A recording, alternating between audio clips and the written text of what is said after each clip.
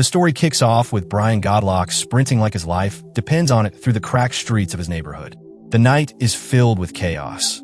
The sharp rattle of gunfire echoes not far away, and Brian, driven by pure instinct, runs toward the noise. As he rounds a corner, his eyes lock on two cars tearing into each other in a full-blown gang war. Bullets fly in every direction, glass shatters, and one unlucky driver gets taken out, sending his vehicle smashing violently into a wall. The cars keep barreling closer in Brian's direction, and he knows standing around is suicide. His eyes scan the street desperately until he spots a discarded metal pipe. He grabs it, positions himself, and, as one of the gangsters' cars approaches, he swings with every ounce of rage he has, shattering their windshield.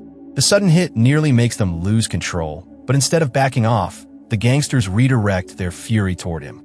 Guns point out the windows, muzzles flash. He stumbles upon a forklift parked nearby. Without hesitating, he scrambles up, climbs higher, and leaps over the pursuing truck. The gamble pays off. It slices one of the men clean in half in a grotesque instant. But Brian isn't untouchable. A bullet rips through his back, throwing him to the ground. One of the survivors, a guy whose face looks like it lost a war with a tattoo needle, steps up coldly and blasts him in the throat. Brian collapses, bleeding out, left for dead in the gutter. Paramedics rush him to the hospital, clinging to life by a thread. His wife, Saya, stays by his side, whispering desperate prayers as surgeons fight to save him. Hours later, he's alive, but barely. His body is mangled, and when he finally comes to, his world is changed forever. Detective Vassal stops by during Brian's recovery. He doesn't say much, just checks him over with a curious look and leaves his card on the table. Days pass before Brian wakes fully, and when his eyes finally open, Saya rushes in, her face streaked with tears of relief. But relief turns to heartbreak. The attack stole more than his strength. Brian can no longer speak. His voice is gone, replaced only with the screams he lets out in front of the mirror, silently tearing at himself. Saya, trying to help, gives him an artificial voice box. But instead of lifting his spirits, eventually, doctors discharge him, though his wounds are far from healed. The ride home is silent. The car rolling through a city swallowed by decay. Graffiti-covered walls, broken down homes, and gangbangers lurking like predators on every corner. When they finally arrive, Brian steps inside the house that holds only ghosts for him. He drifts to the yard, where memories flood back. Once upon a time, his little boy, Taylor, laughed and played there, learning to ride his bike under his father's proud gaze. Now, the yard is empty, his son gone. Inside, Taylor's toys still sit untouched. The Christmas tree remains, with a gift never opened. Brian stares until he breaks, collapsing in tears while Saya holds him tight. On the table, a news report shows Taylor's murder, killed during a reckless gang shootout. Rage flares. Brian rips the report to shreds, storms into the kitchen, and grabs a vodka bottle.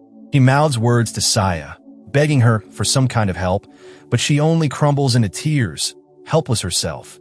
The next morning, it's clear Brian never even touched the bed. Saya finds him sitting alone in another room, drunk, haunted, unreachable. She texts him, trying to keep some normalcy, asking if he's seen her keys, but he doesn't respond. Instead, he drifts into Taylor's untouched room. He sits on his son's bed, tears spilling freely, before lying down as if to feel Taylor's presence again. That afternoon, he wanders outside, returning to the very front yard where tragedy struck. He remembers everything vividly. Taylor wobbling proudly on his new bike, Brian and Saya cheering him on, when two cars filled with armed thugs sped by in a vicious shootout. Stray bullets cut through the air, and in a blink, Taylor fell, blood pooling. He died in his parents' arms. That pain never left Brian. Consumed with fury, Brian storms to his workshop, sweeping empty bottles of vodka aside. He gathers tools, his hands trembling with purpose. Later, when Saya returns from work, she sits in the car a moment, bracing herself. Inside, she sees Brian but doesn't approach. He ignores her text, already locked in his mission. He fishes out Detective Vassal's card and heads to the station. Inside the detective's office, Brian sits quietly, eyes scanning the walls. Photos of local gangsters cover them, and he snaps quick pictures with his phone. One face stops him cold. It's the man who shot him, the one they call PLA. Before Vassal even returns, Brian is gone. Back home, he pins the photos up on his wall, creating his own map of revenge. He circles December 24th on the calendar, marking it as the day he'll kill them all. Training begins. Brian throws himself into physical transformation, working out obsessively, his body reshaping into a muscular machine. He studies knife fighting tutorials, practices until his hands bleed, and listens endlessly to police scanners. The gap between him and Saya widens. She watches her husband vanish into obsession while bills pile up, and their marriage cracks under the weight of his silence. Months pass, and Brian pushes further. He buys a used car, tinkering on it late at night, modifying it for speed and strength. He gets firearms training, though at first he's terrible, missing targets left and right. But failure doesn't stop him. He buys more weapons, builds an arsenal, and practices until his accuracy becomes frightening. One evening, Saya tries to reconnect. They share a meal, but the spark is gone. She eventually decides she can't take it anymore and moves in with her mother, leaving Brian behind. Alone, he channels the abandonment into rage, attacking his training dummy, sharpening his driving skills, and pushing himself beyond human limits. By October, he's running surveillance like a professional. He stalks gang hideouts, taking photos of their operations. He sees PLA living freely, throwing money at kids in the street, and nearly lunges at him with a knife. But he stops himself. There are too many innocent children around. The hatred boils inside him, but Brian knows he has to wait for the right moment. Things spiral even further when Brian crosses paths with one of the thugs in broad daylight. Instead of walking away, the guy shoves him down hard, and to make matters worse, the thug's girl mockingly dumps her ice cream all over Brian's head. The humiliation burns deeper than the bruises. By nightfall, he's ready. December 23rd. The date has been circled in his head for months. Brian finds the address of one of the low-level gang members and breaks into his house. The man hears something suspicious and comes to check, but before he can react, Brian slams him down with brute force. Soon, the gangster is hanging upside down in Brian's garage, bound tight, blood rushing to his head. Brian enters wearing a welding mask, like a monster from a nightmare, and cuts him loose just long enough to shove a pen and paper into his hands, demanding he write down everything he knows about the gang's operations. At first, the guy pretends to comply, but when Brian lowers his guard and takes a seat, the gangster seizes the moment, freeing himself and lunging with Brian's own knife. The blade tears into Brian's leg, blood staining his jeans instantly. The two men brawl savagely in the dim garage. Every punch feels like it could be the last. Brian grabs a screwdriver from the workbench and plunges it into the thug, then tackles him down. The fight is messy, painful, and desperate, but Brian's rage finally tips the scales. He pummels the man into submission, his knuckles splitting open with every strike until silence fills the room. December 24th arrives. Brian suits up. He straps on body armor, loads his guns, and scrawls out a final note, just in case he doesn't come back alive. Before leaving, he takes one long, silent walk through his home, pausing at Taylor's bedroom. His son's toys are still untouched, and the emptiness of the room squeezes his chest. He knows this might be the last time he ever sees it. He makes a stop where Saya is staying. Through the window, he spots her quietly sketching a drawing of Taylor, her own way of clinging to memories. He doesn't go in. Instead, he heads to the cemetery, where he leaves a birthday gift at his son's grave. Sitting there alone, he opens the box meant for Taylor years earlier and finally breaks down, sobbing uncontrollably. It's the first time in ages he's allowed himself to cry. Meanwhile, Detective Vassell hears a noise near his office that night. Gun drawn, he moves cautiously, only to find the gangster Brian had captured, gagged, tied, and left behind like trash.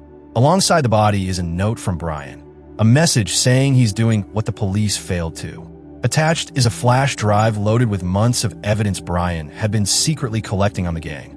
Vassell's face hardens. He knows Brian is serious. Brian doesn't waste time. Driving through the city, he hears a police radio call about gang activity. He heads straight there and finds two thugs assaulting a couple in an alley. Without hesitation, he slams his car into them, pinning one against the wall. The other pulls a gun, but Brian disarms him and pulls the trigger himself, killing the man. The reality of taking a life hits him like a freight train, and he vomits, trembling, but there's no turning back now. He escalates. Later, he tosses a wrapped package over the gang's compound wall. When it's unwrapped, the contents freeze everyone in shock. The severed fingers of the thug he killed earlier. The boss, PLA, gets the message loud and clear. Soon after, the city erupts in another massive gang firefight. Cops take cover, bullets fly, and Brian drives straight into the chaos. A female officer is shot, and Brian tries to rescue her, pulling her into his car. But before she can make it, another bullet ends her life. Brian is forced to shove her lifeless body aside and keep going. At the same time, one gangster is live streaming the whole scene, sending it straight to PLA. Realizing he's being broadcast, Brian smashes into the guy with his car and ends him with a single bullet, making sure PLA is watching when his man dies on camera. Word spreads quickly. PLA realizes who's behind the carnage and sends out an order: kill Brian Godlock at all costs. Rival thugs in the city spot Brian's car and immediately pursue. He doesn't run. He locks eyes with them, cold and unflinching, before speeding away. On a bridge, he stops briefly to pull out one of Taylor's old toys, a little music box. The soft tune plays, and for a fleeting moment, Brian remembers laughter, warmth, and the life stolen from him. Renewed with purpose, he grips the wheel and drives into the hunt. The gang catches up fast. Brian slams his car into a 180-degree turn, drifting wildly and blasting one of the men with pinpoint accuracy. More cars give chase, and even a biker joins the pursuit, firing rounds that punch holes into Brian's already battered vehicle. He's forced into a trap. Two trucks pin him in, unleashing a storm of bullets. Thinking fast, Brian pits one truck into the other, causing a fiery collision. The biker presses on, shooting into his window, but Brian wrestles away the man's gun and drives him straight into a wall, ending the chase in a crunch of metal. Vassal, meanwhile, sits in his car going through Brian's evidence. He knows the war is reaching its climax. PLA, furious, calls all his men back to the headquarters to defend him. Brian pulls up outside the building, still clutching Taylor's toy, letting its melody wash over him one last time. He reloads every weapon, steals his nerves, and rides a stolen motorcycle straight toward the enemy stronghold. He sneaks in behind a convoy and detonates the bike inside, the explosion engulfing several men in flames. Inside the building, chaos rules. Brian storms the staircase, blasting gangsters one by one. His training pays off. He's faster, stronger, more ruthless. He switches weapons with fluid ease, leaving bodies in his wake. Even when his body armor takes several hits, he refuses to fall. He rigs explosives in the hallway, detonating them to thin out the enemies. But then comes Ruiz, a towering brute. The two collide like titans, Ruiz slamming Brian around, even hitting him with a brutal suplex. The fight rages until Brian, seizing a distraction, jams a blade into Ruiz's shoulder. Even that doesn't keep him down. Ruiz keeps swinging until Brian finally wrestles control, disarms him, and puts a bullet through his skull. Detective Vassal makes his way inside, stepping over bodies, fighting off attackers himself. Eventually, he and Brian meet face to face. Guns drawn, they stare at each other in silence. Then Vassal lowers his weapon, a wordless sign that he understands. They're on the same side now. The two barely have time to breathe before PLA's ruthless girlfriend ambushes them. Gunfire erupts. She nails Brian twice and shoots Vassal in the arm. Brian crawls forward, pressing his own gun to her head. But he can't pull the trigger. The hesitation costs him. She whips out a hidden pistol and shoots him again before turning on Vassal. In a last-ditch surge, Brian fires back, killing her. Finally, it comes down to PLA himself. The boss steps out, guns blazing. Brian takes multiple hits to the vest, stumbling on the verge of collapse. PLA raises his weapon to finish him, but Vassal shoots PLA from behind, giving Brian the chance to tackle him. They wrestle savagely, Brian's fist smashing into PLA's face until he finally strangles the life out of him. As PLA's eyes glaze over, Brian imagines his son smile one last time. Exhausted, bleeding, Brian collapses as Vassal crawls over. In his final moments, Brian envisions the life Taylor never got to live, the birthdays, the laughter, the man he could have become. The film closes at Taylor's grave. Saya stands there quietly, leaving behind one of Taylor's old toys, a small train that circles the headstone. She places a note from Brian beside it.